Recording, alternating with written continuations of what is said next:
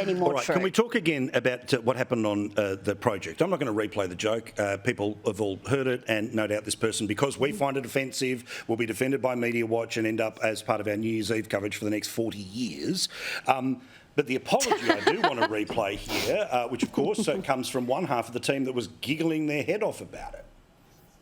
During an interview last night, our guest told a joke which we know was deeply and needlessly offensive to many of you. We want to acknowledge the particular offence and hurt that caused our Muslim, but especially our Christian viewers. Obviously, I understand just how profound that offence was. And it's live TV, and it's really difficult for us. I've done it all the way through. You can let it go when you want to, or you can pull it up when you want to. Feel free. There's there's an accelerator, and there's a brake under every single host's chair. But Chris Kenny showed you this in the last hour, but I think it's worth showing again. While the focus was on Channel 10, these were the gags on Channel 2. Malcolm Fraser, Bob Hawke, John Howard, marry, kill. Do you want to know mine? I'd marry Fraser, I would kill John Howard, and I guess I'd Bob Hawke? Because whoever doesn't want to Bob Hawke is a bum. Because of the thing that he said. Okay. Now, I get how this works, Rita, which is they say something crazy, we blow up, and then they turn around and spend the next 3 weeks getting revenge on us by clipping up. We get how this works, right? But let's just supplement those options as Albanese, Rudd and Gillard and see what the reaction would be if we played that game here at any one time. I'm not playing that game. No one start playing that game, but imagine if we did that here, what the outrage would be. You can just, what a great gag. Yeah, kill John Howard. Ha, ha, ha, ha, ha. Okay, my number one issue with what you just played isn't that it's offensive or it crosses a line. It's just so lame and unfunny, and it's supposed to be a comedy show.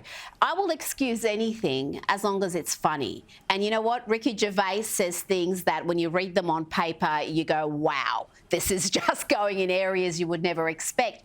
But he's funny, so it's excused.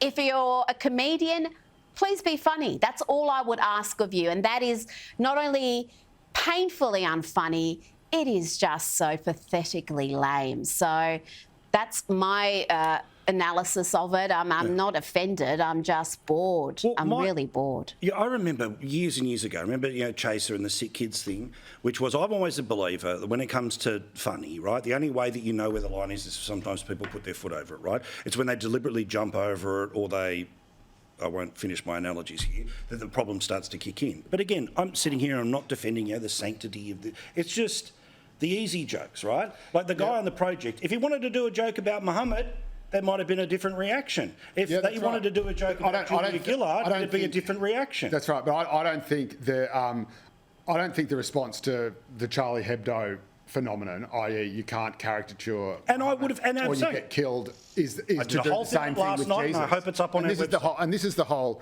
problem here. You don't fix cancel culture by cancelling other stuff that you don't like, and this is what it is. It's cancel culture, brinksmanship. But I disagree. Where's the balls? Where's the balls for the Gillard? If you want a blasphemy law, if you want a blasphemy law to come into place in Australia where you're not allowed to actually make fun of people's religion or make fun of religions generally. No, I'm just saying, don't say that you're being brave and taking on taboo topics when all you're taking on is Christianity and conservatives. That's right, but that's why I'm saying you have to. So you don't get to call yourself brave unless you do all of it. You have to be consistent in whether you're defending it though, and whether you're saying it's okay. I'm just saying, I'm all in for Jesus. I'm literally reading a book called Jesus right now. But I think once you say, "Oh no, you can't make jokes about Jesus," that is really, really dangerous, and that is really, really damaging. Again, now, my point remains. Okay, can we have a rule? Can we have a rule, He said, "Oh, I'm Captain Brave, and I'm talking about difficult topics," while not doing the difficult joke. That's right. That was my point. People should be consistent, and this is why which they never are, mate. Getting belted from both sides. Yeah. But if you believe in free speech, if you believe in comedy being able to make jokes and everything being up for laughs, then it has to be everybody. I've got to go, Rita. You get the last say, 15 seconds, and it's stolen time.